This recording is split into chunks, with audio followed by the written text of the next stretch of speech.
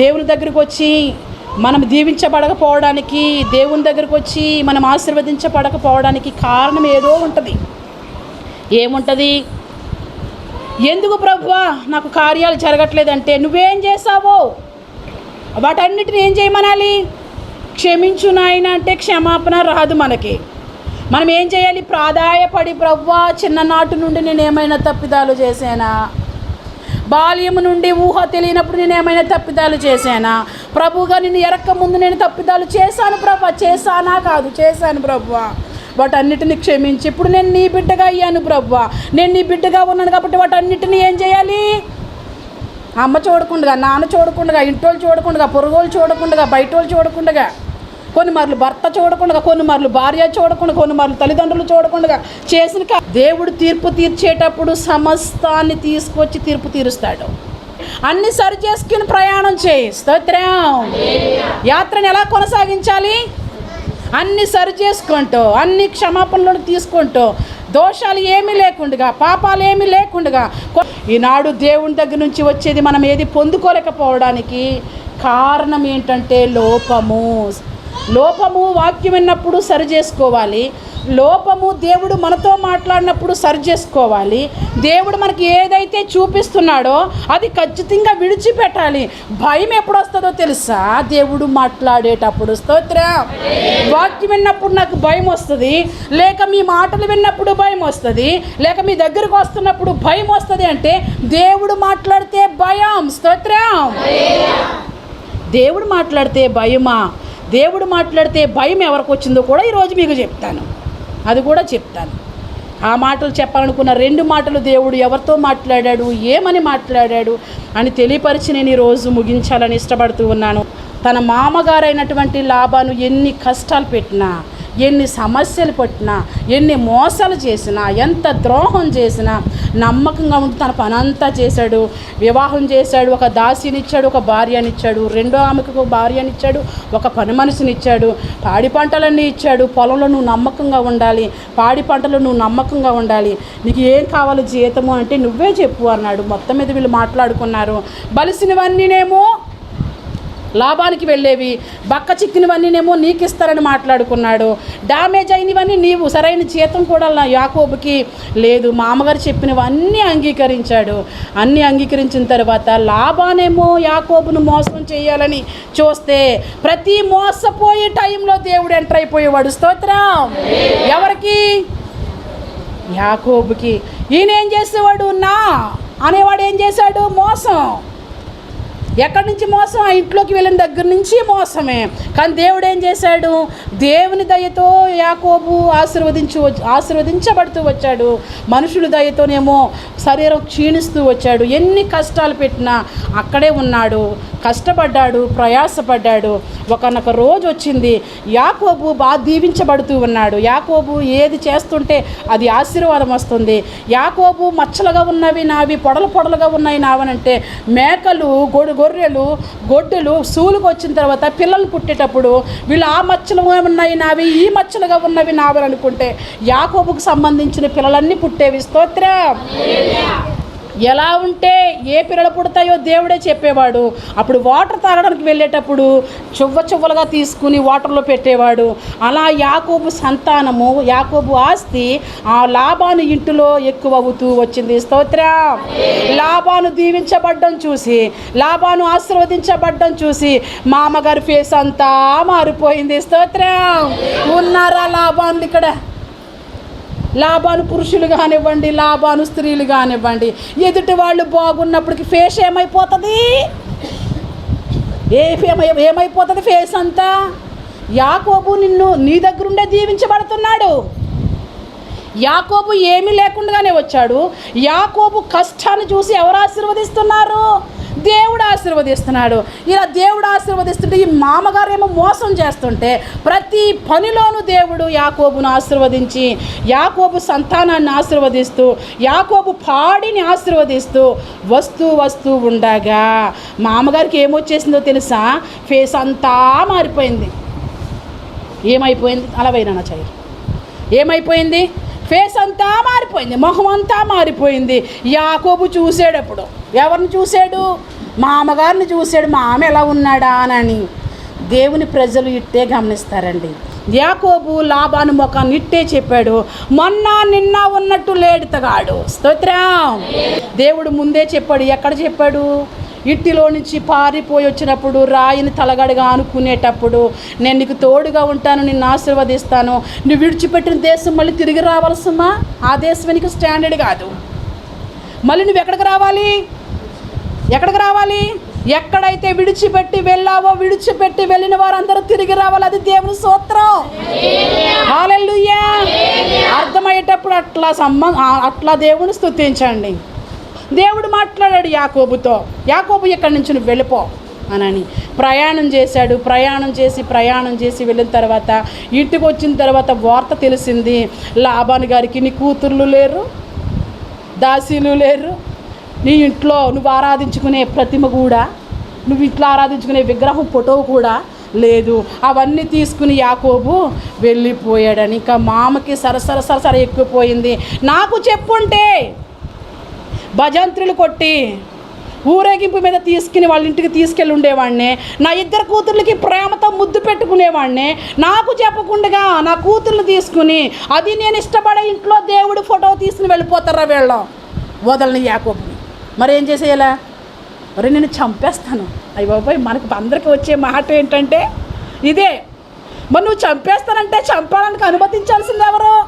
ఈరోజు వేసేయాలి, లాభం లేదనుకున్నాడు. 7 రోజులు కష్టపడ్డాడు, ప్రయాసపడి యాకోబు ఎక్కడున్నాడో అక్కడికి వెళ్ళాడు మొత్తం. ఆ రోజు యాకోబు ఉన్న ప్లేస్కి వెళ్ళిన తర్వాత దేవుడు మాట్లాడడం ప్రారంభించాడు. ఆ రాత్రి ఎవరితోనూ? లాబానుతో మాట్లాడుతున్నాడు. హలో లాబాను, నువ్వు బాగానే వచ్చావు, ఇంత దూరం వెతుక్కుంటూ బాగానే వచ్చావు, కానీ యాకోబుతో మంచి కానీ చెడు కానీ మాట్లాడావని ఊడిపోద్ది ముందు. స్తోత్రం. అంటే ఇప్పుడు ఏం చేశాడు? అది చేస్తాను, ఇది చేస్తాను, ఏదో చేస్తాను, ఇలా వాడంతూ చూస్తాను, దొరికితే అక్కడ చంపేస్తాను, నా బిడ్డలను మోసం చేసి తీసుకెళ్ళిపోయాడు. ఇలా పాడి వ్యవస్థనంతా మోసం చేసి వెళ్ళిపోయాడు. ఇక్కడికి వచ్చిన తర్వాత నాకు మాట కూడా చెప్పలేదు. నీ అంతూ చూస్తాను వెళ్ళిన అనుకున్న వాడితో ఎవరు మాట్లాడారు? దేవుడు మాట్లాడాడు. ఏమని మాట్లాడాడు? నువ్వు వెళ్ళి చూడడానికి మాత్రమే నీకు పర్మిషన్ ఇస్తున్నారు, కానీ నువ్వు యాకోబుతో ఒక్క మాట కూడా మాట్లాడడానికి చాయిస్ నీకు లేదు. బుద్ధి స్వభావం అంతా ఎవరికి తెలిసింది? లాబాను బుద్ధి స్వభావం ఎవరికి తెలిసిందండి? దేవునికి తెలిసింది. దేవునికి తెలిసిన తరువాత దేవుడు ఎవరితో మాట్లాడాడు? ఆ లాబానుతోనే మాట్లాడాడు. యాకోబు జోలికి నువ్వు పోవడానికి వీరలేదు. నువ్వు ఏ మాట మాట్లాడకూడదు, వెళ్ళు, నువ్వు చూసుకో, నీ పనేంటో నువ్వు చూసుకుని మళ్ళీ నువ్వు తిరిగి రావాలి అని చెప్పాడు.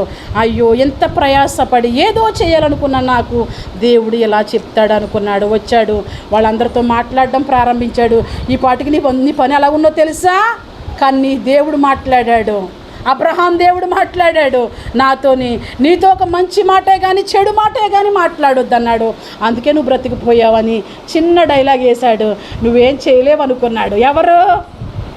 యాకోబు. అన్నీ చూసుకున్నా. సరే మీరు వచ్చేసారు, వస్తూ నా ఇంట్లో ఉన్న ఫోటో ఎందుకు తీసుకొచ్చారు? నా దేవుడు ఫోటో అని అడిగాడు. ఎక్కడుందో తీసుకెళ్ళు, ఎవరైతే ఆ ఫోటో తీసుకొచ్చాడో వాళ్ళని వేసేయి. ఎక్కడికి వెళ్ళిపోయింది ఇప్పుడు? మళ్ళీని ఎవరిని వేసేయమంటున్నాడు ఇప్పుడు? నువ్వు నన్ను కాదు వేయడా, నీ ఇంట్లోంచి ఫోటో ఎవరు తీసుకొచ్చారో వాళ్ళని అన్నాడు. అదంతా వేరే స్టోరీ. ఇప్పుడు ఈ మాట మీకు ఎందుకు చెప్తున్నాడు? దేవుడు మాట్లాడాడు లాబానుతో. స్తోత్రం. ఎవరి విషయమై? భక్తుల విషయమై, భక్తుడైన యాకోబు విషయమై. దేవుని ప్రేమించే వ్యక్తివైతే కఠినంతో కూడా మాట్లాడతాడు నీ విషయమై. వెళ్ళి వాళ్ళకి సహాయం చేసిరా. డాక్టర్లతో మాట్లాడతాడు నీ విషయమై దేవుడు. అప్పు సమస్యలతో ఊరిపోయావా? అప్పు వాళ్ళతో దేవుడు మాట్లాడతాడు. వాళ్ళు జోలికి పోకు సుమా. నువ్వు అక్కడ వరకు గాండ్రు మంట వస్తారు వాళ్ళు. అక్కడికి వచ్చిన తర్వాత మూసి ఎలా ఉన్నాడేంటి వీడు, ఇలా ఉండడైతే సైలెంట్గా అని మనం అనుకుంటాము. దేవుడు అక్కడక్కడ వాళ్ళు మనస్సులు మార్చేస్తారు. దేవునికి స్తోత్రం చెప్పండి. యాకోబు విషయమై లాబాను మనసు మార్చినట్లుగా నీ విషయంలోను, నీ వ్యతిరేకత విషయంలోను నీకు ఎవరైతే హాని చేయాలనుకుంటున్నారో, నువ్వు దేవుని ప్రేమించే వ్యక్తివైతే నీ విషయంలో కూడా దేవుడు ఏం చేస్తాడో తెలుసా? వారితో మాట్లాడి వారి ద్వారా నీకు సహాయాన్ని ఇస్తాడు దేవుడు. ఎక్కడికి రమ్మని చెప్పాడో తెలుసా? వీళ్ళు ఎక్కడికి వచ్చారో తెలుసా? ఆదికాండము 28వ అధ్యాయము 15వ వచనం చూడండి. ఫస్ట్ ఇక్కడ మాట్లాడాడు దేవుడు, ఇదిగో నేను నీకు తోడయ్యుండి. ఎక్కడికి వెళ్ళిపోతున్నాడు? లాభాను దగ్గరికి వెళ్తున్నాడు, వేరే దేశం వెళ్తున్నాడు. నువ్వు వెళ్ళు, ప్రతి స్థలమందు నిన్ను కాపాడుచు. ఎక్కడికి రప్పిస్తాడట? నువ్వు విడిచిపెట్టిన దేశానికి తిరిగి రావాలనేది ఎవరిష్టం? తిరిగి రావాలని ఎవరి చిత్తం? దేవుని చిత్తం అలా ఉంటుంది. నువ్వు విడిచిపెట్టి వెళ్ళిపోయిన తర్వాత సంగమా, విడిచిపెట్టి వెళ్ళిపోయిన తర్వాత విశ్వాసి, నువ్వు తిరిగి రావాలి. పరిస్థితి బాలేక, ఇంటి పరిస్థితి బాలేక, ఇంటిలో ఉన్న ఆ యొక్క సమస్యని బట్టి వెళ్ళిపోయాడు యాకోబు. దేవుడు ఏం మాట్లాడుతున్నాడు? నువ్వు మళ్ళీ తిరిగి ఇక్కడికే రావాలి సుమా. మామగారి దగ్గర ఉండిపోతే కుదరదు, 20 సంవత్సరాలు ఉన్నావు చాలు. మామ ఫేస్ అంతా మార్చేశాడు, అక్కడే ఉండిపోతాడేమోనని. తిరిగి మళ్ళీ ఎక్కడికి వచ్చేసాడు యాకోబు. ఎప్పుడు చెప్పాడు దేవుడు యాకోబుకి? ఎప్పుడైతే తలగని ఆనుకుని, ఆధారం లేని పరిస్థితిలో, ఎవ్వరూ లేని పరిస్థితిలో, ఆ ఒంటరి పరిస్థితిలో ఆ తలగడగా చేసుకున్నాడే రాయి. ఆ సందర్భంలో దేవుడు యాకోబుతో మాట్లాడాడు, నువ్వు తిరిగి అక్కడి నుంచి మళ్ళీ రావాలి సుమా అని. ఇంకేం మాట్లాడాడో చూద్దాం. నిశ్చయముగా ఎక్కడున్నాడంట? ఎక్కడ దేవుడు మాట్లాడితే అక్కడ దేవుడు ఉన్నాడు. దేవుడు యాకోబుతో మాట్లాడేటప్పుడు ఎంతమంది ఉన్నారు అక్కడ? హలో, దేవుడు ఇక్కడ లేడండి, మరి ఎక్కడున్నాడు? ఎక్కడో ఉన్నాడండి. ఇంకా అక్కడ కూడా లేడండి, దేవుడు ఎక్కడ? ఇప్పుడు దేవుడు ఎక్కడో ఉన్నాడని పరుగులు తీస్తున్నారు చాలామంది క్రైస్తవులు. స్వస్థత కోసం పరుగులు తీసేవాళ్ళు. నువ్వు మారకుండా ఎంత దూరం పోతావు? నా యూట్యూబ్ బిడ్డలకు కూడా చెప్తున్నటువంటి సందేశం, నువ్వు మారకుండా ఎక్కడెక్కడికో వెళ్ళిపోతే దేవుడు నీకు సహాయం ఎట్లా చేస్తాడు? ఫస్ట్ మనం మారాలి. ఏం చేయాలి? యాకోబుతో దేవుడు మాట్లాడేటప్పుడు ఎంతమంది ఉన్నారు అక్కడ? దేవునికి ఎంతమందితో పని? నీతో పన, జనంతో పన దేవునికి? చెప్పండి, ఎవరితో పని దేవునికి? దేవునికి నాతో పని. స్తోత్రం. దేవుని కోసం నువ్వు నిలబడు. దేవుని కోసం నీ ఇంటి, నీ కుటుంబంగా నువ్వు నిలబడితే నీ కోసం దేవుడు అక్కడికి వస్తాడు. స్తోత్రం. నువ్వు దేవుని కోసం నిలబడు, పరిగెత్తే వ్యక్తివి. దేవుని కోసం నిలబడే వ్యక్తివి కాదు, కానీ దేవుడు కావాలని గొంతులేసుకుంటూ తిరిగే వ్యక్తివి నీవు.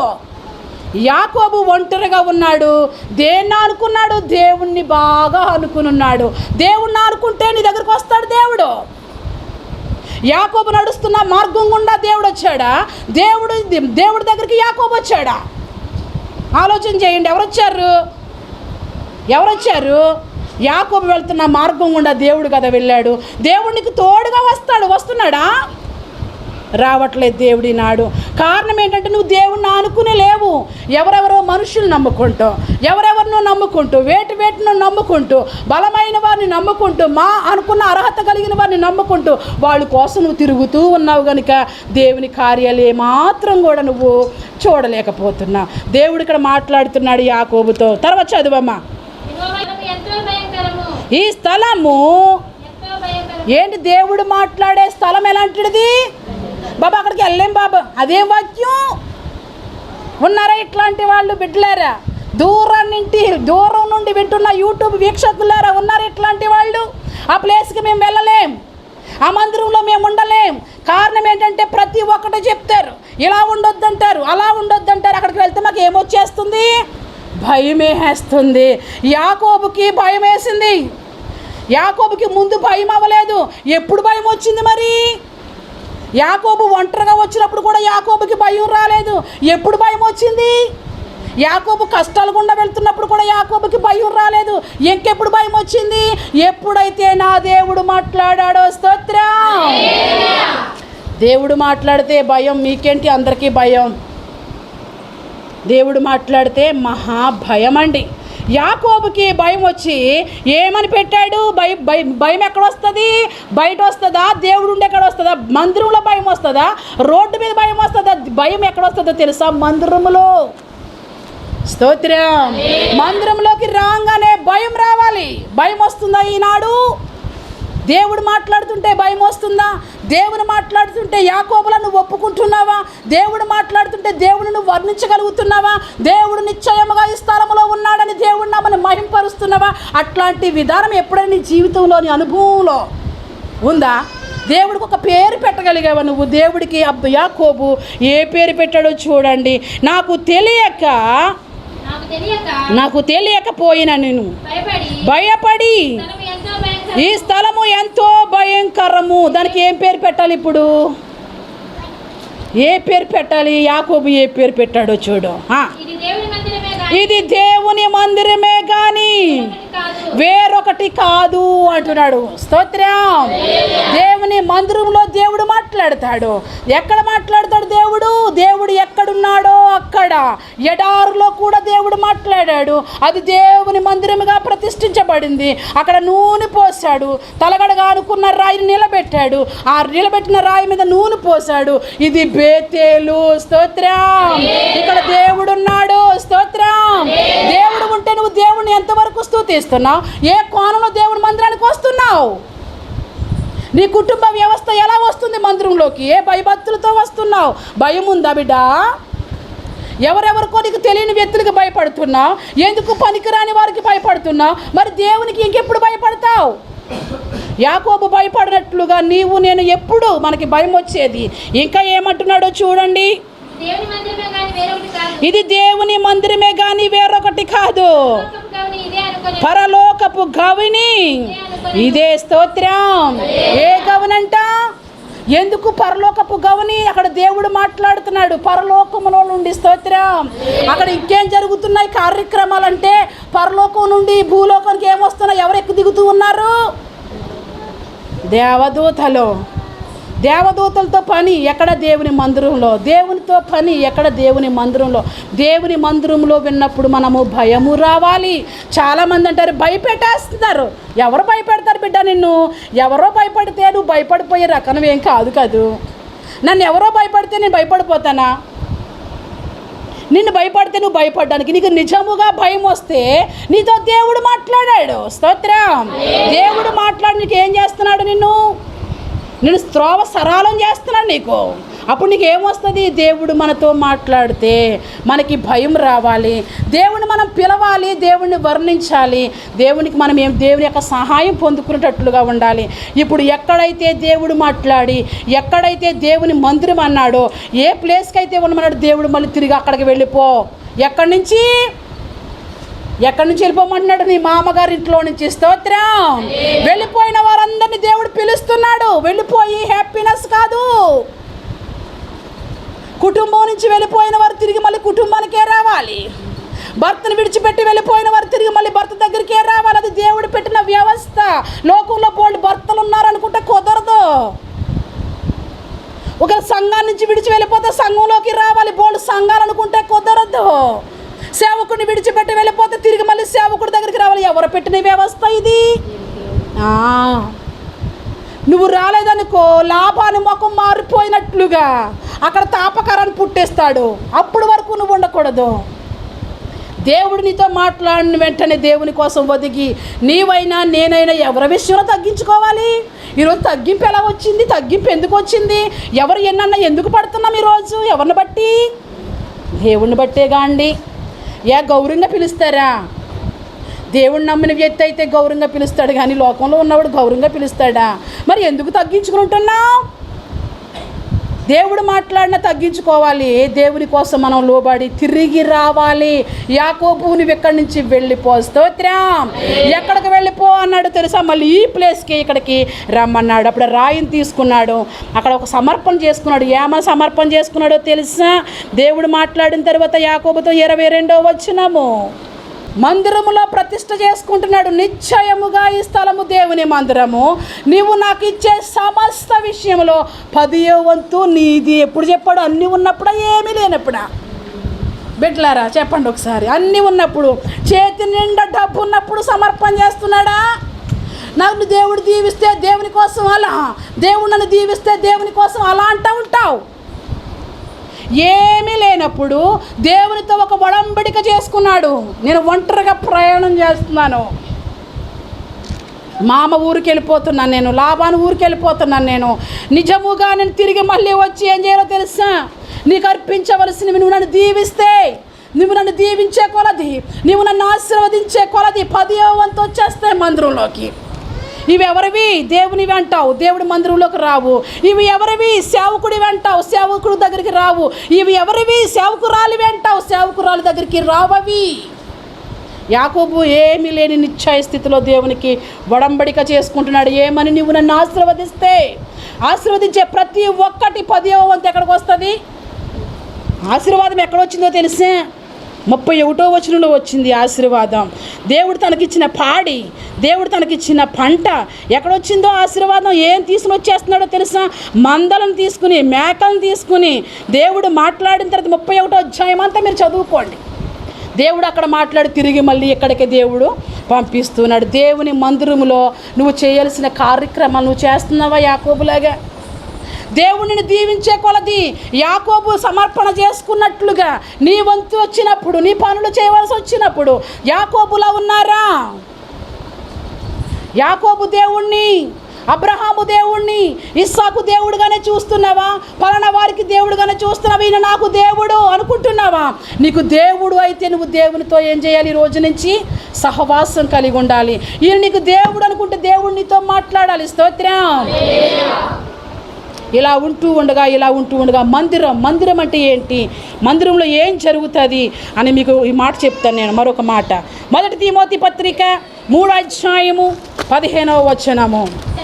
అయినను నేను ఆలస్యము చేసిన ఎడల దేవుని మందిరములో, అనగా ఇంకో దేవుని మందిరంలో ఏముండాలో తెలుసా? జీవం.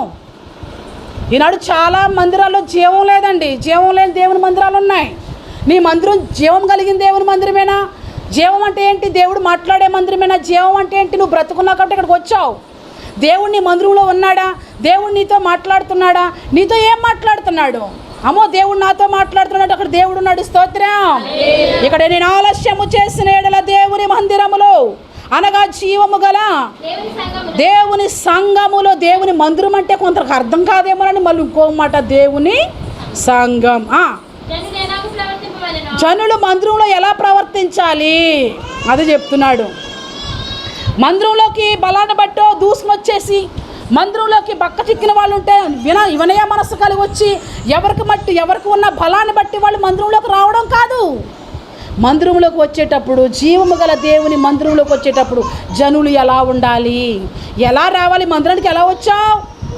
ఎవరో ఎంకరేజ్ చేస్తేను, ఎవరో నడిపిస్తేను, భర్త రమ్మంటేను, భార్య రమ్మంటేను, ఎవరో ఒకరు రమ్మంటేను, లేదా పాస్టర్ గారి కోసం పాస్టర్ గారు రమ్మంటేను, ఇట్లా వస్తే ప్రయోజనం ఏమీ లేదు. ఇక్కడ చూడండి, మందిరంలోకి వచ్చి ముసుకేసుకుని, మందిరంలోకి వచ్చి మోకాళ్ళు 2 ఉంటే సరిపోదండి. మందిరంలో ఎలా ప్రవర్తించాలి, ప్రవర్తన కోసం దేవుడు ఇక్కడ చెప్తూ ఉన్నాడు. జనులు ఎలాగూ ప్రవర్తింపవలెను అది నీకు తెలియవలెనని ఈ సంగతులన్నీ నీకు రాస్తున్నాను. ఆ సంఘము ఏంటంటే, ఆ సంఘము సత్యమునకు స్తంభం. స్తోత్రం. సంఘం ఎలా ఉండాలంట? సత్యానికి స్తంభం. స్తోత్రం. సంఘం సత్యానికి స్తంభం అంటే దేవుడు ఏ స్తంభం కోసం మాట్లాడుతున్నాడు? అయ్యో 2 స్తంభాలు. జీవము కలగ దేవుని మందిరంలో స్తంభం అంటే ఎవరు? స్తంభాలు ఎవరమ్మా? ఎన్ని స్తంభాలు ఉన్నాయి ఇక్కడ ఈరోజు? మరి మిగతా స్తంభాలన్నీ ఏవి? జీవం లేని స్తంభాలు అవి. స్తోత్రం. నువ్వు జీవము కలిగిన దేవుని స్తంభానివి నువ్వు. అందుకు నువ్వు ఎక్కడ ఉండాలి? అమ్మ వచ్చిందమ్మా, ఆహా నాన్న వచ్చాడమ్మా, చచ్చ అమ్మ నాన్నకు చెప్పాలి నువ్వు, నేను జీవము కలిగిన దేవుని స్తంభం, నేను నీకు పడిపోయే స్తంభాన్ని కాదు. దుష్టుడు నీ యాంగిల్లో వచ్చి నన్ను పడేస్తాడు. ఈరోజు సంఘంలో జీవము కలిగిన స్తంభాలు లేవు. ఏ జీవం లేని స్తంభాలు ఉన్నాయి? జీవం లేని సంఘం అంటే విశ్వాసులండి, బోధించేవాళ్ళండి. అందరూ విశ్వాసులే. మీకు విశ్వాసమే కావాలి, నాకు విశ్వాసమే కావాలి, అందరికీ విశ్వాసమే ఉండాలి. ఈనాడు సంఘానికి వస్తున్నారు కానీ జీవం లేదు. మరి నీకు జీవం ఉందా? సంఘంలో ఎలా ఉండాలంట? సత్యానికి. ఏంటి సత్యం? వాక్యమే సత్యం. వాక్యం ఏం చెప్తుందో అలా నువ్వు ఉన్నావా? వాక్యానుసారంగా ఉన్నావా? మమ్మల్ని ఒక రోజు టూర్ తీసుకెళ్ళారు దేవమ్మ వాళ్ళు. అందులో చెప్తుంది ఆవిడ, మేము ప్రతి ఒక్కటి వాక్యమే నేర్చుకున్నామండి. స్తోత్రం. అన్య కుటుంబంలోంచి వచ్చి, విగ్రహారాధనలో నుంచి వచ్చి, ఈ దేవుడు అంటే ఎట్లాంటో తెలియదు, దేవునితో ఎలా మాట్లాడాలో తెలియదు, సేవకులతో ఎలా మాట్లాడాలో తెలియదు. ఏం చూసి నేర్చుకుంటున్నారంట? ఆ వాక్యం అంటే ఎవరు? దేవుడు. నువ్వు దేవుని తిడుతున్నా బిడ్డ, వాక్యం నచ్చట్లేదంటే. సత్యానికి అంట స్తంభంగా ఉన్నారంట వీళ్ళు. ఏంటి సత్యం? అది వాక్యానికి స్తంభంగా ఉన్నారంట. వాక్యానికి నేనే మరో పేరు అంటే వీళ్ళ ప్రవర్తన ఎలా ఉంది? వీళ్ళు చూస్తుంటేనే దేవుడు అర్థమైపోతున్నాడు. వీళ్ళు దేవుడు ఎలా ఉంటాడో ఈ విశ్వాసులు చూస్తుంటేనే అర్థమైపోతాడు. నిన్ను చూస్తే దేవుడు ఎలా ఉన్నాడో బయట వాళ్ళకి అర్థమవుతుందా? ఒక సోదరుడు అడుగుతున్నాడు, అమ్మా నేను బలి ఇవ్వడానికి వెళ్ళాను, నీకు రమ్మని కబురు పెట్టాను, నువ్వు ఆదివారం అని మందిరానికి వెళ్ళిపోయావేంటి? నాకంటే దేవుడు ఎక్కువ, ఎంతమంది దేవుడు నమ్ముకున్న వాళ్ళు ఇట్లాంటి కార్యక్రమాలకి రావట్లేదు అన్నాడు. ఎవరు రావట్లేదంట? దేవుడు నమ్ముకున్న వాళ్ళు కొడుకు బలిస్తున్నాడని, కొడుకు ఏదో పూజలు చేస్తున్నాడని, కొడుకు ఏదో వ్రతం చేస్తున్నాడని, ఎంతమంది అమ్మ దేవుడు నమ్ముకున్న వాళ్ళు అందరూ రాలేదు, నీకేం పోయే కాలం వచ్చింది, నాకంటే దేవుడు ఎక్కువ అని అడిగాడు. ఎందుకు అలాగ అడిగాడు? కొడుకు తప్పది, నమ్మిన నీది నాది తప్ప. నీవు దేవుణ్ణి నమ్మి ఎక్కడికి పడితే అక్కడికి వెళ్ళిపోతున్నావు, ఏ ప్లేస్కి పడితే ఆ ప్లేస్కి వెళ్ళిపోతున్నావు. ప్రత్యేకత అంటూ ఏమీ లేదు. దేవునికి జీవము కలిగిన స్తంభాన్ని నేను కదలకూడదు, మెదలకూడదు, వాక్యానుసారంగా ఎందులో నేను ఇటు పడిపోకూడదు. దేవుడు మరొక వ్యక్తితో మాట్లాడినప్పుడు చెప్తున్నాడు, నా ధర్మశాస్త్రం నువ్వు పాటించేటప్పుడు అటు ఇటు పడడానికి వీలు లేదు, సరిగ్గా నువ్వు బోధించాలి, సరిగ్గా నువ్వు పాటించాలని ఆ మాట కూడా చెప్పి నేను ముగిస్తాను. సంఘం ఎలా ఉండాలో తెలుసా? సంఘంలో స్తంభాలు ఎలా ఉండాలో తెలుసా? అందరిలోనూ జీవమే ఉండాలి. స్తోత్రం. అందరిలోనూ వాక్యమే ఉండాలి. స్తోత్రం. వాక్యము అనగా జీవము అనగా సత్యము ఎవరిలో ఉండాలి? బోధిస్తున్న వారిలో ఉంటేనే నీకు వస్తుంది. ముందు బోధించే వారిలో ఉన్నప్పుడు అది నువ్వు తీసుకుని నువ్వు ఒక స్తంభంగా ఉండాలి నీ ఇంట్లో. స్తోత్రం. నీ ఇంట్లో ఉన్న భర్త అడగకూడదు, ఇంకా ప్రార్థన పోలేదేంటి అంటే ఎవరిలో ఉంది ఇప్పుడు జీవం? భర్తలో ఉందా, భార్యలో ఉందా, బిడ్డలో ఉందా జీవం? జీవము కలిగిన దేవుని స్తంభానివి నీవు. జీవము లేని స్తంభం నీ భర్త అడుగుతున్నాడు ఇప్పుడు ఎవరితోనూ. నువ్వు మందిరానికి పోలేదేమా? బాలేదు అంటే ఇప్పుడు ఎలాంటిది స్తంభం? ఎలాంటి స్తంభం అయిపోయింది? అడుగుతున్న వాళ్ళు జీవము లేనట్లుగా, జీవము లేకపోయినా దేవుని ఉద్దేశం గురించి మాట్లాడుతున్న వాడి దగ్గర నువ్వేమైపోయావు? వారికంటే ఈజీగా డ్యామేజ్ అయిపోయావు. దేవుడు మనల్ని చూస్తున్నాడు, ప్రతి ఒక్కటి దేవుడు చూస్తున్నాడు. సో మందిరములు ఎలా ఉండాలంటే చదువు, ఆ సంఘము సత్యమునకు స్తంభమును ఆధారమునై ఉన్నది, నిరాక్షేపముగా దైవ భక్తిని గూర్చిన మర్మము గొప్పదై ఉన్నది. స్తోత్రం. సంఘంలో ఏముండాలి? దైవభక్తి. నాకు దైవభక్తి వద్దండి. ఏమొద్దంట? దైవభక్తి నీకు లాభాన్ని ఇస్తుంది బిడ్డ. దైవభక్తి యాకోబుకి ఏమిచ్చింది? లాభాన్ని తీసుకొచ్చింది. దైవభక్తి మామగారి దగ్గరికి వెళ్ళినటువంటి లాభాన్ దగ్గరికి వెళ్ళినటువంటి యాకోబుకి దైవభక్తి ఏమినిచ్చింది? అనేకమైన ఆశీర్వాదాన్ని తీసుకొచ్చింది. మళ్ళీ ప్రయాణం చేసి వస్తున్నప్పుడు తోడయ్యింది ఎవరు? దైవభక్తి. అబ్రహాం యాకోబుకి తోడుగా ఉంది దైవభక్తి మాకు వద్దు అని విసర్జిస్తూ ఉంటారు. సత్యానికి స్తంభాలుగా సంఘాల్లో ఉండాలి. నేను స్త్రీల కూటానికి వెళ్తూ ఉంటాను. స్త్రీల కూటాల్లో వాక్యం చెప్పేటప్పుడు చాలామంది వాక్యం విని అమ్మో ఇలాగని మాకు తెలీదు, ఏది పడితే తినేస్తూ ఉంటారు, ఏది పడితే తాగేస్తూ ఉంటారంటే మా పాస్టర్ గారు ఎప్పుడు చెప్పలేదు అన్న వాళ్ళు కూడా నా అనుభవంలో చూశాను, మీరు కూడా విన్నారు. వాక్యమైన తర్వాత మోకాళ్ళు వేసి పోను ఏడ్చి ప్రభువా నాకు తెలియదు. మరి ఏంటో సంఘం ఎలా ఉంది? ఆ సంఘం ఎలా ఉంది? ఆ సేవకుడు ఎలాగున్నాడు? సేవకుల్లో జీవం లేదు. మరి ఆ సేవకుడు ఎవరు? సత్యానికి స్తంభం లాంటి వాడు కాదు. మరి ఎలాంటి వాడు? శరీరానుసారుడు. ఇంకెలాంటి వాడు? జీవము లేనివాడు. జీవము లేని ఆ సంఘంలో ఈముంది కనుక ఈమెకి ఆ మాట అర్థం కాక ఎప్పుడు నేను వినలేదు. నీ పాస్టర్ గారి వయసు ఎంత? ఎన్ని సంవత్సరాలు? 60, 70, 75. నీ వయసు ఎంత? నా వయసు వచ్చేసి 40, 50. మరి ఏం లేదు, ఎప్పుడు వినలేదు. మరి ఎక్కడుంది విన్నాళ్ళని? పోయే టైంకి దగ్గర అయిపోయారు ఇద్దరు కూడా. సేవకుడు దగ్గర అయిపోయాడు, విశ్వాసి దగ్గర అయిపోయింది. మరి ఇంకా జీవం లేకపోవడం ఏంటి? ఎవరేమి ఇచ్చిన గుడికినే వేసుకుంటున్నారని నోట్లో. ఏది పడితే తినకూడదు అని చెప్పా నేను. ఎంతమంది మారారో స్తోత్రం చెప్పండి. 2 చేతులు పైకెత్తండి. చాలామంది మారారు. యాకోబు లాబాను చూసినప్పుడు లాబాను ఎట్లా ఉన్నాడో అర్థమైపోయినట్లుగా నాకు ప్రతి ఒక్కటి అర్థం అవ్వాలి. ఆ జ్ఞానం నీ దగ్గరే ఉంది ప్రభువా, నువ్వు నాతో మాట్లాడి ఆ వరమును నాకు ప్రసాదించవా అని అడగండి దేవుణ్ణి. దేవుడు తప్పక కార్యాలు చేస్తాడు. దేవుని సంఘంలో నువ్వు స్తంభంలాగా ఉండాలి. ఏ స్తంభం? ఇట్లాంటి కథల స్తంభం కాదు, జీవము కలిగిన దేవుని స్తంభంగా ఉండాలి. వాక్యము నీలో నిలవాలి, వాక్యము నీ ఒంట్లో ఉండాలి. ప్రతి దాన్ని నువ్వు వాక్యాన్ని తీసుకోవాలి.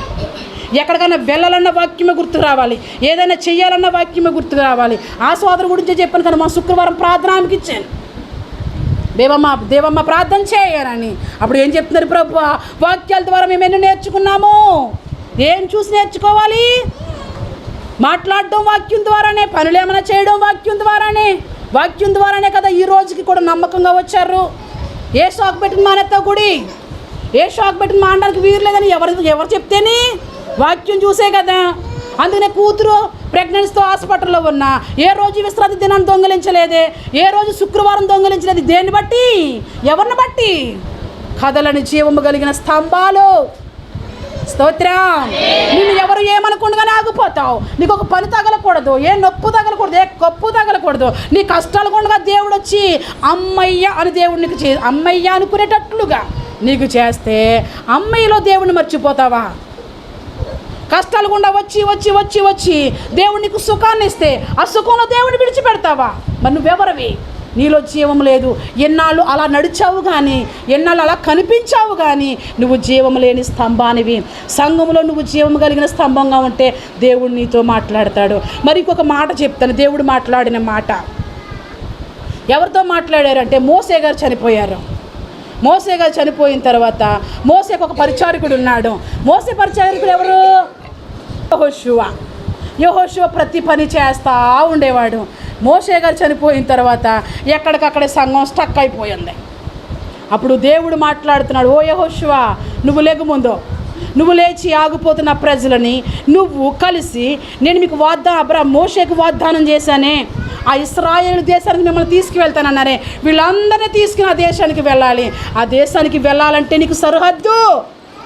ఎక్కడి నుంచి ఎక్కడికి ఇస్తానో తెలుసా? సరిహద్దులు ఉన్నాయా నీకు? ఈరోజు నీ ఇంటికి సరిహద్దు ఉంది, నీ కుటుంబానికి ఒక సరిహద్దు ఉంది, నీ ఇంట్లో నీ పిల్లలకు ఒక సరిహద్దు ఉంది. బయటకు ఎప్పుడు వెళ్ళాలో, తిరిగి బయట నుంచి లోపలికి ఎప్పుడు రావాలో ఒక హద్దు ఉంది. మరి సంఘంలో నీకు సరిహద్దు ఉందా?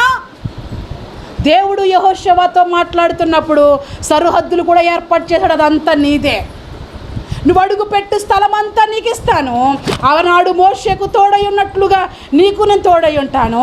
ధర్మశాస్త్రాన్ని నీకు ఇస్తాను.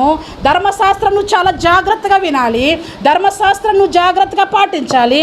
ధర్మశాస్త్రం బోధించే విషయంలో నువ్వు తడబడతావేమో, ఉన్నది ఒకటి చెప్పి లేదు ఇంకొకటి చెప్తావేమో. యెహోషువ, ధర్మశాస్త్రాన్ని నువ్వు ప్రకటించాలంటే దీవారాత్రులు దాన్ని జ్ఞానించాలి. స్తోత్రం. దీవారాత్రులు దాన్ని జ్ఞాపకం చేసుకుంటాలి. నువ్వు చక్కటి బోధ చేయాలి సుమా. ఎవరికి? ఎందుకు దేవుడు యెహోషువతో అలా మాట్లాడుతున్నాడు? బోధ కూడా జాగ్రత్తగా చేయాలి. ఎందుకు చెప్తున్నాడు? నువ్వు సరైన బోధ చేయకపోతే సంఘం ఎలాగుంటుంది? జీవం లేని సంఘం అయిపోతుంది. నువ్వు నడిపిస్తున్న ప్రజలందరూ ఎలాగుంటారో తెలుసా? జీవం లేని వాళ్ళు అయిపోతారు. అందుకు నీ బోధ కూడా చాలా జాగ్రత్తగా ఉండాలి. యెహోషువ అని చెప్పి యెహోషువకు దేవుడు మాట్లాడడం ప్రారంభించాడు. ఆ మాట చెప్పి ఈరోజు నేను ముగిస్తాను. యెహోషువ 1వ అధ్యాయము 2వ వచనం చదువు. కాబట్టి నీవు లేచి నీవును ఈ జనులందరూ ఏ దాటాలి? యోర్దాను నది దాటాలి. ఆ దాటించేవాడు నీవే. నువ్వు దాటించాలంటే నేను నీకు తోడుగా ఉంటాను.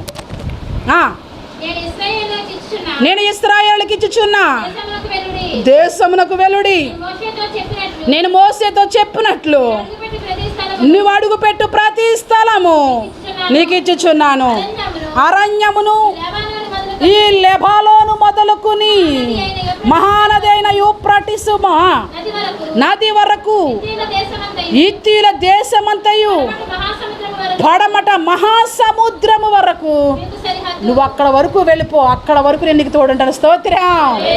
ఈనాడు చాలా మందికి సరిహద్దులు లేవు, సరిహద్దులు దాటి వెళ్ళిపోతూ ఉన్నారు. నీ సంఘము ఉందా? సంఘం అనే సరిహద్దు దాటి వెళ్ళిపోతున్నారు. దేవుడు నీకు తెలుసా? ముసుకేసుకుంటే దేవుడా? నీ 2 మోకాళ్ళు మందిరంలో ఉంటే దేవుడా? కాదు. దేవుని మాట వింటే దేవుడు. స్తోత్రం. దేవుడు చెప్పింది చేస్తే దేవుడు. అప్పుడు నువ్వు విశ్వాసివి, నేను విశ్వాసిని. అప్పుడు జీవము కలిగిన మందిరంలో ఎలా ఉంటాం మనం? స్తంభములా ఉంటాం. ఎన్ని తుఫాన్లు వచ్చి కొట్టినా కదలని వారిగా ఉంటాం. స్తంభం కదులుతుందా? కదలదు కదండి. ఎంత గాలి వచ్చి కొట్టా స్తంభం కదులుతుందా? అలా ఉండాలంట నువ్వు దేవుని మందిరంలో. ఎలా ఉండాలంట? అలా ఉండాలంట. సంఘంలో ఉన్నారా? స్తంభాలు ఉన్నాయా? స్తంభాలు కూలిపోయినాయి. ఆ స్తంభంలో జీవం లేక కూలిపోయిన స్తంభాలు కనిపిస్తూ ఉన్నాయి చాలామంది. కూలిపోయిన స్తంభాలను చూసి నువ్వు వాతలు పెట్టుకోకు. నువ్వు జీవము కలిగిన దేవుని స్తంభానువేనా? ఇక్కడ వాక్యము చూడండి, సరిహద్దు చెప్తున్నాడు దేవుడు. దేవుడు సరిహద్దులు ఏర్పరిచాడు. దేవుడు సరిహద్దులు దాటేసి వెళ్ళిపోయి దేవుడు దేవుడు అంటున్నావు. అక్కడ నీకు దేవుడు లేడు, దేవుడు రాడు కూడా. దేవుడికి ఏ సహాయము చేయుడు కూడా. దేవుడు ఇక్కడ యెహోషాపాతుని పిలిచేటప్పుడు నువ్వు ఎంత దూరం వెళ్ళాలో తెలుసా? అంత దూరమే. అది దాటి మళ్ళీ వెళ్ళిపోకు, అది వేరే వాడిది. ఎవరిది? అందుకని అపోస్తలుడైన పౌలు మేము సరిహద్దు దాటి మీరిన వారము కాదు, మా మేరను దాటి వేరే మేరలోకి మేము వెళ్ళిపోలేదు అని ఎవరు చెప్తారు? కొరింథీ పత్రికలో ఉంటుంది కదా. ఈనాడు చాలామందికి సరిహద్దులు లేవు, స్వేచ్ఛ. వీళ్ళు దేవుణ్ణి నమ్మనన్నారు, దేవుణ్ణి నమ్మలేదు. అందుకని నాకు రోజు రాబోతుంది, ఎగిరిపోయే పొట్టులో వీళ్ళందరూ ఉంటారు. ఇంకేం మాట్లాడాడు చూడండి. నువ్వు బ్రతుకు దినములన్నిటిను ఏ మనుష్యుడు అమ్మా ఎలా మాట్లాడుతున్నాడు? ఎవరెదుటంట? ఎక్కడి వరకు సరిహద్దు ఏర్పాటు చేశాడో ఆ మనుష్యుడు ఎవడో ఎదురు నిలబడ్డావు. వాళ్ళందరూ ఎదురు నిలబడవలసిన వాడు నీవే. స్తోత్రం. ఎంతమంది ఎదురు నిలబడాలి? ఇప్పుడు ఎవడు ఎదురు నిలబడ్డావు? నిలబడాలని ఏమో అనుకుంటారు కానీ రాలేరు, రానివ్వను. యెహోషువతో దేవుడు మాట్లాడుతున్నాడు. ఇంకేమన్నాడు చూడండి. నేను మోషేకు తోడయుండినట్లు నీకును తోడయుందును, నిన్ను విడువను, ఎడబాయను, నిబ్బరము కలిగి ధైర్యంగా ఉండు. స్తోత్రం. ఎవరిని ధైర్యపరుస్తున్నాడు? సేవానుభవాన్ని అప్పగిస్తున్నా యెహోషువకి దేవుడు ధైర్యపరుస్తున్నాడు. నేను నీకు తోడుగా ఉన్నాను, చెయ్యలేని ప్రజలు తీసుకువెళ్ళలేను. వీళ్ళు నా మాట వింటారో వినరని అనుకోకు. వీళ్ళు ఎందుకు నీ మాట వినరో, వీళ్ళు నీ మాట వినేటట్లుగా నేను చేస్తానుగా. ముళ్ళు ఖర్చు పడుతాడేమో మరి దేవుడు. అప్పుడే వాళ్ళని దారిలోకి వచ్చేస్తారా? ఎలాగంటున్నాడేమో, ఇంతమంది నేను తీసుకుని వెళ్ళాలంటే నేను వెళ్ళలేను అంటే నేనున్నాను కదా ఒక పోటు పొడిసేవాడిని. స్తోత్రం అని అంటున్నాడేమో మరి ఇక్కడ. దేవుడు అంటే నీకు తోడుగా ఉన్న, నిన్ను విడువను, ఎడబాయను, నిబ్బరము కలిగి ధైర్యముగా ఉండు అంటున్నాడు. నేను వాళ్ళకి ఇస్తానని మాట ఇచ్చాను, ఆ మాట ఇచ్చే దేశం నువ్వు తీసుకెళ్ళాలి అంటున్నాడు.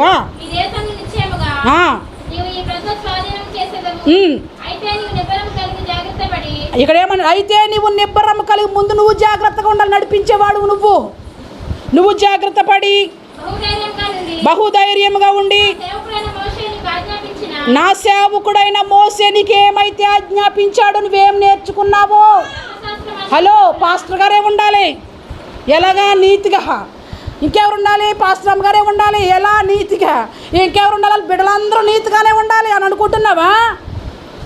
వాళ్ళు బిడ్డలు నువ్వు కలిపి పాస్టర్ గారు ఎంత నీతిగా ఉన్నారో నీవు కూడా అంతే నీతిగా ఉండాలి. పాస్టర్ అమ్మగారు ఎంత యథార్థమైన ప్రవర్తన కలిగి ఉందో నీవు కూడా అంతే యథార్థమైన ప్రవర్తన కలిగి ఉండాలి. నువ్వు నేర్చుకున్నావు కదా యెహోషువ. ఎవరి దగ్గర నేర్చుకున్నావు? మోషే దగ్గర నువ్వేం నేర్చుకున్నావో, ఏ ధర్మశాస్త్రం గురించి ఆ వాక్యాన్ని ఉన్నట్లు ఎలా నేర్చుకున్నావో అలానే బోధించాలి. ఇప్పుడు వాళ్ళకి నువ్వు నేర్చుకోకపోతే బోధించగలడా? నువ్వు నేర్చుకున్నావా? ఆ యెహోషువని పక్కన పెట్టండి. మీరు నేర్చుకుంటున్నారా? ఏం నేర్చుకున్నారు? మీ బిడ్డలకి ఏం చెప్పారు? మీ భర్తకి ఏం చెప్పారు? భర్త భార్యకి ఏం చెప్పింది? బిడ్డలకి ఏం చెప్పాడు? ఇప్పుడు దేవుడు ఏమన్నాడు తెలుసా? మోషే నీకు నేర్పించాడు కదా నీతి సూత్రాలు, ధర్మశాస్త్రం గురించి నువ్వు మోషే దగ్గర విన్నావు కదా, అదంతా నువ్వు నేర్పించాలి ఇప్పుడు. మరి వినకపోతే, లోబడకపోతే ఎంత విని నేర్చుకున్నాడో యాజకుడు అయిపోయాడు, ఎంత నేర్చుకున్నాడో సేవకుడు అయిపోయాడు, దేవునికి మధ్య సంబంధం కలిగిపోయింది. ఎంత నేర్చుకుని ఉంటాడో. భక్తులారా, మీరు అంత భక్తికి ఎదిగారా? కాటాకు తూకుపోవాలి. ఏ కాటాకి? పరిశుద్ధ బైబిల్ గ్రంథం ఒక పక్కన వేస్తే నువ్వు పక్కనుండు, దానికి నువ్వు తూకుపోవాలి. ఏసయ్య ఒక పక్కన ఉంటే నువ్వు మరో పక్కన దానికి తూకాలి. నువ్వు ఏసయ్య నేను కంపేర్, ఆడిని ఎవరిని పెట్టుకోక ఆడు నేను కంపేర్ అని.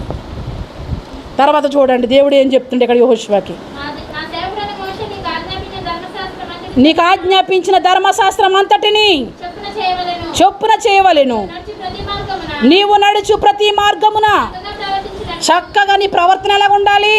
నువ్వు ఊరెళ్ళేటప్పుడు, నువ్వు ప్రయాణం చేసేటప్పుడు, నువ్వు నడిపించేటప్పుడు, వీళ్ళందరినీ ఇశ్రాయేలు దేశం తీసుకెళ్ళేటప్పుడు నీ ప్రవర్తన. ఇక్కడ దేవుడు లేడు. ఈరోజు ఏమన్నా ఆదివారం ఏంటి పరిశుద్ధంగా ఉండడానికి?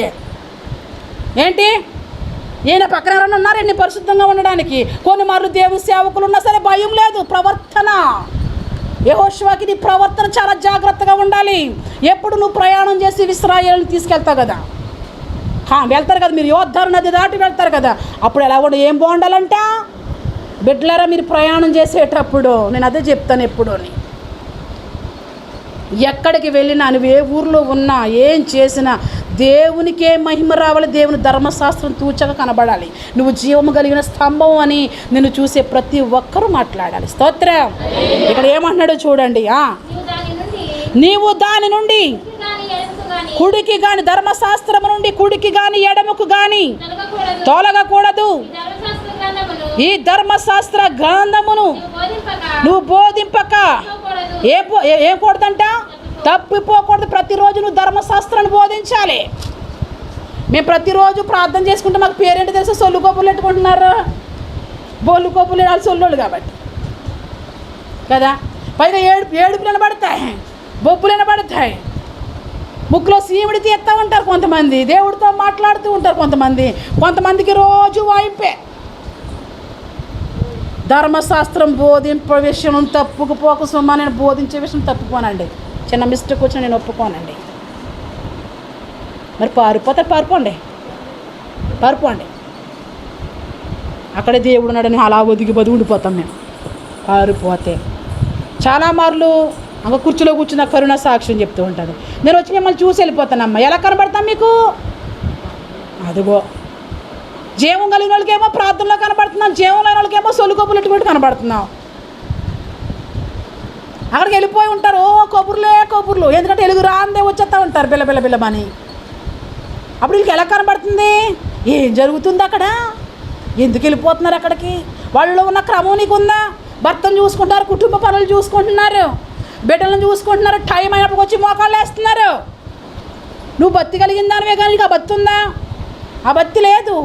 ఎప్పుడు వరకు ఉంటున్నారు? మళ్ళీ 12 గంటల వరకు ఉంటున్నారు, ప్రార్థన అంతా చూసుకుంటున్నారు, మళ్ళీ ఇంటికి పోతున్నారు, ఇంటి పని అంతా చూసుకున్నారు, సాయంత్రం ఠేంగ్. అప్పుడు నేను చెప్పాను, నేను గంట మీకోసమే పెట్టాడు దేవుడు. స్తోత్రం. ఉపయోగం లేని వాళ్ళ కోసం కాదు, అది గంట పెడతా మీకోసం. పరిగెట్టాల్సి ఇప్పుడు. స్తోత్రం. ఇది వరకు టైం నాకు గడియారం లేదని చెప్పేవాళ్ళు, టైం ఎంత అని అడిగితే నాకు ఏం తెలియదమ్మని చెప్పేవారు. ఇప్పుడు దేవుడు లెఫ్ట్ అండ్ రైట్ టైం గంట కొట్టాడు, గంట ఎట్టాడు.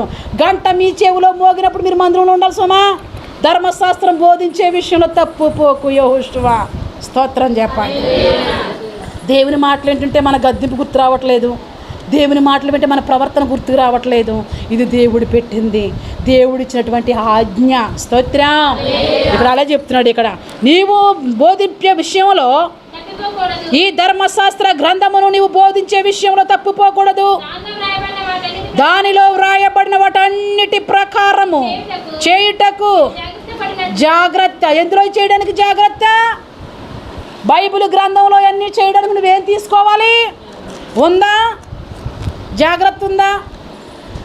ఆ సోదరు గురించి ఎందుకు చెప్పాలంటే, వాక్యం విని మేము ఎన్నో నేర్చుకున్నాం ప్రభువా. స్తోత్రం. అంటే వాక్యం వినకపోతే నీకు సిద్ధపాటు రాకుండే, వాక్యం వినకపోతే నీకు బాగు రాకుండే, వాక్యం వినకపోతే సత్క్రియలు నీకు లేకుండే. వాక్యం వినేగా నువ్వు నేర్చుకున్నావు. ఆమె కదా, అందరూ వాక్యమే వినాలి. అనిద్రపోతాడు కూడా లేపండి.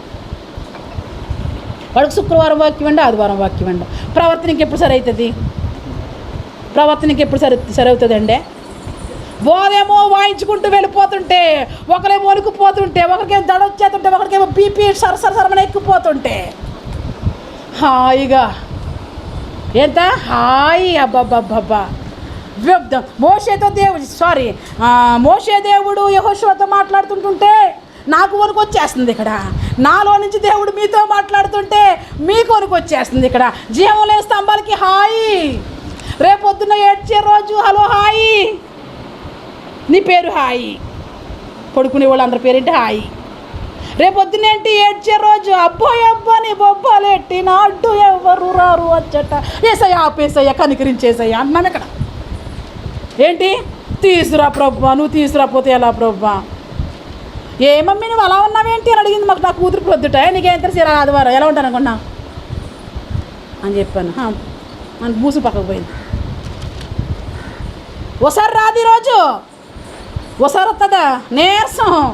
ఆయన బాబు దేవుడు ఏం చెప్తాడు, ఎలా చేస్తాడు ఏంటో, ఎలా నడిపిస్తాడు ఏంటో, ఏం మాట్లాడతాడు ఏంటో, చేయం ఏముండదు. ఇక ఆయన వచ్చి మాట్లాడాలి, నువ్వు రా. ఆయన నువ్వు మాట్లాడిపోతే ఏం మాట్లాడతాను, ఏం చెప్తాను, నా బిడ్డలందరూ నేను మాట తీసుకుని వెళ్ళిపోవాలి బయటికి. స్తోత్రం.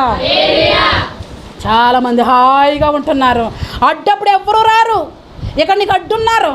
అమ్మ మీరు ఉన్నారని ధైర్యం అమ్మ, ఏ ప్రార్థన చేస్తారని, ఏ క్షేమంగా 6 రోజులు పని చేసుకుని 7వ రోజు నీకు కంట కనబడితేనే నువ్వు ముద్ద తింటావుగా, అందుకని నువ్వు ఉన్నావని నాకు ధైర్యం. మరి అక్కడ అడ్డు ఎవరు వస్తారు? ఈ రోజులో హాయిగా బ్రతికే వాళ్ళకి అక్కడ అడ్డు ఎవరో కూడా రాదు. ఇంకా అక్కడ దేవుడు కూడా అడ్డు ఎవరినే చేయడు. ఇక అక్కడ జీవముగా దేవుని మందిరములో ధర్మశాస్త్రాన్ని పాటించడానికి ఏం పుట్టాలంట? జాగ్రత్తలు ఉండాలని చెప్తున్నాడు. దేవుని ఉద్దేశం ఎవరు పరిచయం చేస్తారు? దేవుని భారం ఎవరు పంచుకుంటారు దేవుని భారాన్ని? చెప్పండి. దేవుని మాట చెప్పాలంటే ఆ వ్యక్తి ఎలాంటి వాడై ఉండాలి? ఆ వ్యక్తి సగం దేవుడు అయిపోవాలి. స్తోత్రం. అంతేనా?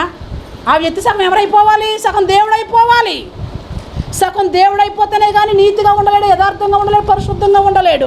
ఆ వ్యక్తిలోకి కదా నీళ్ళు పట్టుకెళ్ళి ఎందుకు నువ్వు? కొలాయి వస్తుంది కదా సాయంత్రం, కొలాయి నీళ్ళు కోసం కాపుగా వేస్తున్నావు కదా, కడుక్కుంటావా? కడకుండా ఎంగిలి గుండు పెట్టేస్తే తెచ్చేసుకుంటావు ఇంట్లోకి. ఏం చేస్తావు? బాత్రూంలో నీళ్ళు పోసుకునేది కూడా 10 సార్లు కడుగుతావు.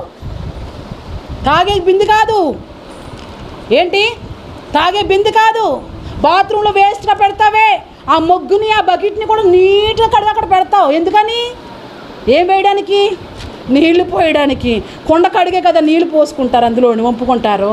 మరి ఈ కొండ ఎలాగ ఉండాలి? ఈ కొండ అంటే పరిశుద్ధంగా ఉండాలి. మరి ఈ కొండలో ఎలాగ ఉండాలి? ఈ కొండ ఎలాగ ఉండాలంటే చెప్పేస్తావు. ఎంత బాగా వర్ణిస్తావో ఈ కొండ కోసం. నువ్వెంతసేపు ఆకుండా అంటే 3 ఏళ్ళు చూపిస్తున్నావు ఈ కొండ. అనుకో మరి నీ సంగతి ఎవడు చెప్తాడు? మరి ఈ కొండనే చూపిస్తావు నువ్వు. ఈ కొండ ఎలా ఉండాలి, ఈ కొండ ఎలా ఉండాలని. ఈ కొండ ఎలా ఉంది? ఈ కొండకు తెలుసు ఈ కొండ ఎలా ఉంది కాబట్టి తూర్పు, పరమడ, ఉత్తర, దక్షిణాల్లో 4 దిశల స్టోరీ అంతా చెప్తుంది. మరి ఈ కొండ 3 ఏళ్ళు చూపిస్తున్న కొండ, మరి మీకు కింద కూర్చున్న కొండలో పరిశుద్ధత వద్దా? నీరు రావాలంటే ఎలా ఉండాలి? పరిశుద్ధాత్మ నీలోకి రావాలంటే నువ్వు ఎలా ఉండాలి? నువ్వు సగం ఏసయ్యలా మారిపో. సగం నువ్వు, సగం ఏసయ్య. రండి నాలోకి, రండి నా పైకి పాడుతావు కదా. ఏసయ్యకి నువ్వు హృదయంలో చోటిచ్చేయి. నీకు కూడా దేవుడు తోడుగా ఉంటాడు. దేవుడు నిన్ను ఆశీర్వదిస్తాడు. ఆనాడు స్వాస్థ్యముగా ఇస్తానని పితరులకు ఆజ్ఞాపించిన దేవుడు, అడుగుపెట్టి దేశమంతా నీకు ఇస్తానన్న దేవుడు, రేపు రాబోయే రోజుల్లో మనకు దేవుడు మనకు ఒక దేశాన్ని ఇవ్వబోతున్నాడు. స్తోత్రం. ఏ దేశం?